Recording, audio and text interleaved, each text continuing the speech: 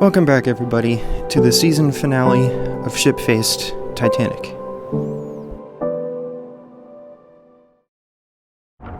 We've come to April 14th, 1912, which was the last full day Titanic spent above water. And right around 5 o'clock in the evening, the temperature dropped as she approached and entered a 500 nautical mile wide ice field.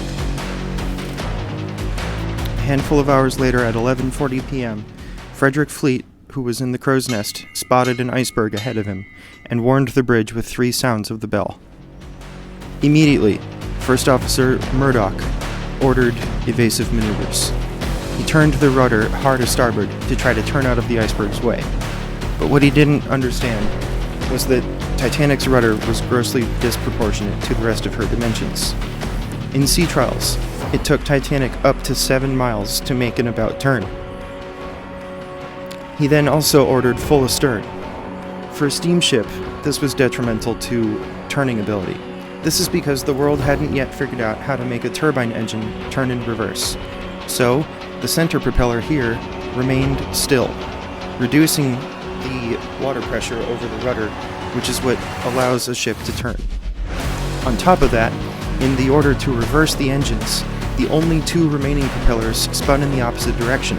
So his original order to turn hard to starboard now meant the ship would turn left. Beads of sweat rolled down Officer Murdoch's face as he watched the iceberg draw ever closer, until finally it was too late, and Titanic, drifting ever so slowly to the left, collided.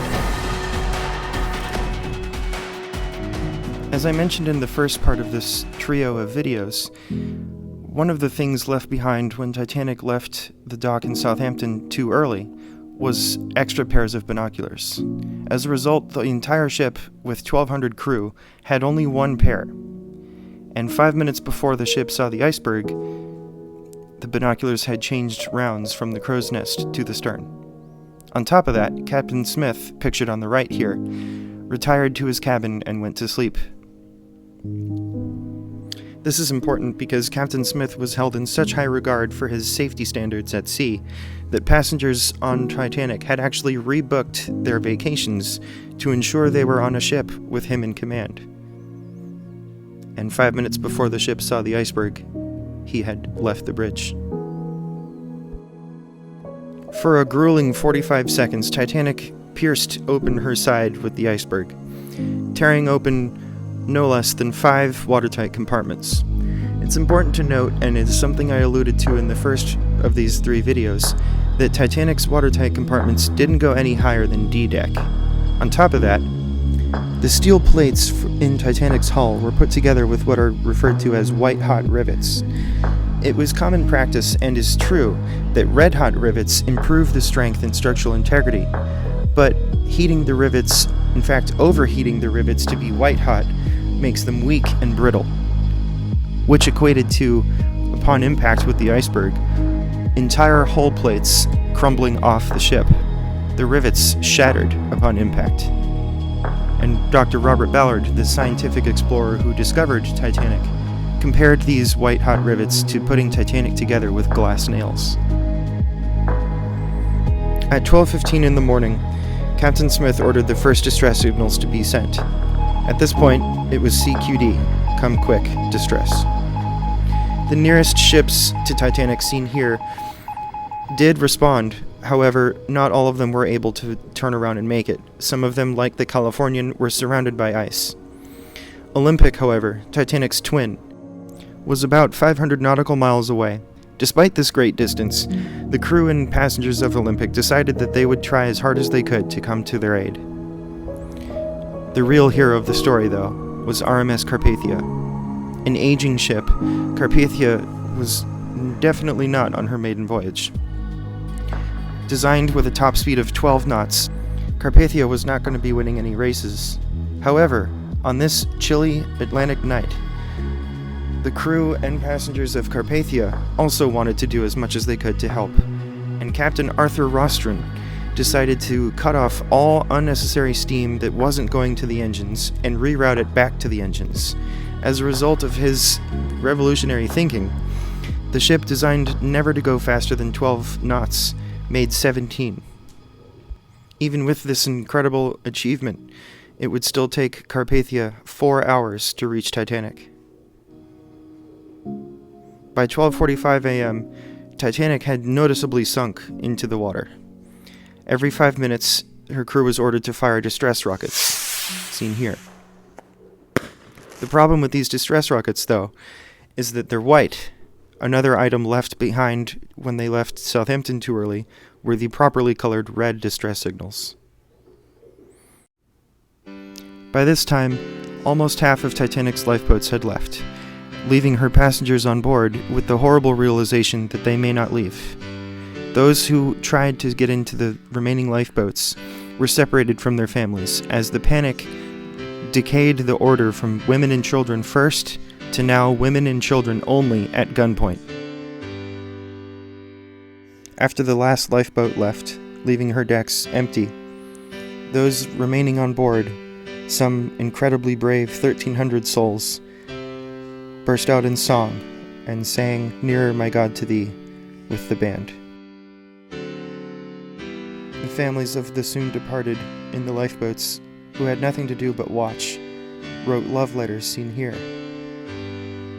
At 2 a.m., Titanic began her final plunge, and 17 minutes later, broke her back and snapped in half.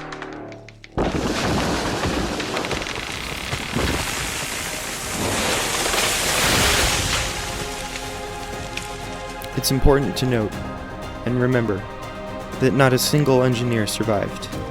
Instead, they chose to remain down below to keep the lights and the heat on as long as possible. At 2:20 a.m., Titanic slipped beneath the waves, never to be seen again.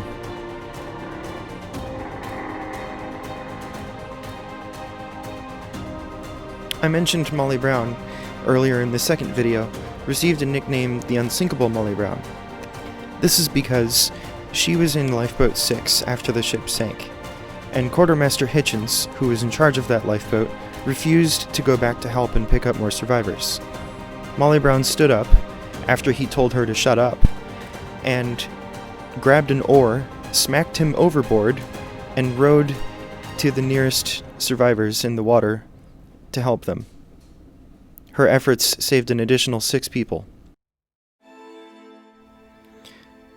Slowly, the 706 people in the lifeboats began to realize that their families would never be the same. Their lives would never be the same. And roughly an hour later, RMS Carpathia, Cunard Line's rescue ship, arrived on the scene at 3:30 in the morning. As the sun began to rise, it illuminated the horrific scene. Many of the people in the water had died from the severe cold, broken debris from once beautiful finishings. This is what sets Titanic apart from most, but not all, other maritime disasters. It wasn't just the sinking, it was the impact on human life. Crew of Carpathia had an emotionally very difficult time rescuing Titanic survivors. Babies, children, dogs, adults, elderly people had all died in the water. While Carpathia was in the middle of her own voyage, it was deemed more important to make sure that they had rescued everybody that needed rescuing, rather than continuing their own transatlantic crossing. As a result, she did not leave the site until around 8 o'clock that night, and 4 days later, tied up in Titanic's dock in New York, shocking the world.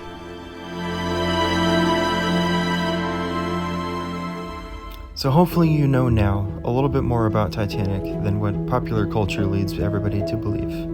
I hope you also enjoyed watching this season as much as I had fun making it.